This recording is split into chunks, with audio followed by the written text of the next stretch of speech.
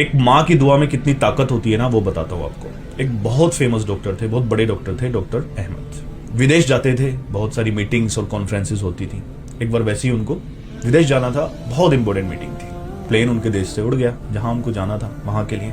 जब रास्ते में प्लेन था, उड़ रहा था, तब तूफान आया, और वो इतना तेज का तूफान आया कि पायलट प्लेन को उड़ा ही नहीं पा रहा था, कुछ नहीं दिख रहा था, बहुत मुश्किल हो गया उड़ाना। तब उस पायलट ने उस प्लेन को लैंड करा लिया उसी देश के किसी दूसरे शहर में। उन्हें टाइम पर पहुंचना था, बहुत ज़रूरी मीटिंग थी, परेशान हो गए। वहाँ जो भी स्टाफ था उन्होंने उनसे पूछा कि मेरी बहुत ज़रूरी मीटिंग है, मुझे वहाँ पहुंचना है। तब उन्होंने माफ़ी मांगी, बोले सर ये हमारे हाथ में नहीं है, मौसम इतना ज़्यादा ख़राब है, प्लेन उड़ ही नहीं पाएगा, आप एक काम करिए, वो शहर यहाँ से ज़्यादा दूर नहीं है, आप टैक्सी कर लीजिए।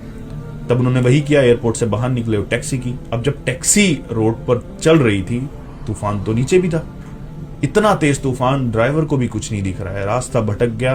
तब एक जंगल में पहुंचे, वहां पे ना सिर्फ एक ही घर दिख रहा है, एक लाइट दिख रही है।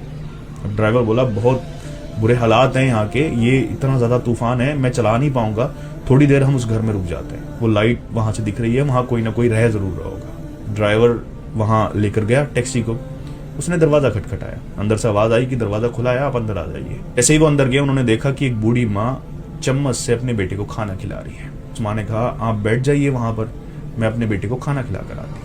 अब वो बेटा अच्छा खासा था, लेकिन फिर भी चम्मच से खाना खा रहा था। ये बात डॉक्टर को परेशान कर रही थी। देर वहां बैठे और फिर उनके मन में जो सवाल था उन्होंने पूछ ही लिया, माँ इतना बड़ा है, इसको आप चम्मच से खाना खिला रहे हो? तब उस बूढ़ी माँ ने कहा बेटे इसको बहुत बड़ी बीमारी है, मैंने अपने पूरे देश में हर एक डॉक्टर को इसको दिखा दिया, मैं गरीब हूँ, इसका बाप भी नहीं है, कोई नहीं है परिवार में, सिर्फ एक यही मेरा है, जितना मेरे पास है मैंने सब इस पे खर्च कर दिया, सारे डॉक्टर्स को दिखा लिए, मैं दिन रात दुआ करती हूँ और दुआ के सिवा मेरे पास कुछ नहीं है। डॉक्टर ने पूछा फिर क्या इसका इलाज ही नहीं है? बोले नहीं, इसका इलाज है। सारे डॉक्टर्स यही बोलते हैं कि दूसरे देश में, दूसरे मुल्क में डॉक्टर अहमद नाम का कोई डॉक्टर है, सिर्फ वही इसका इलाज कर सकता है।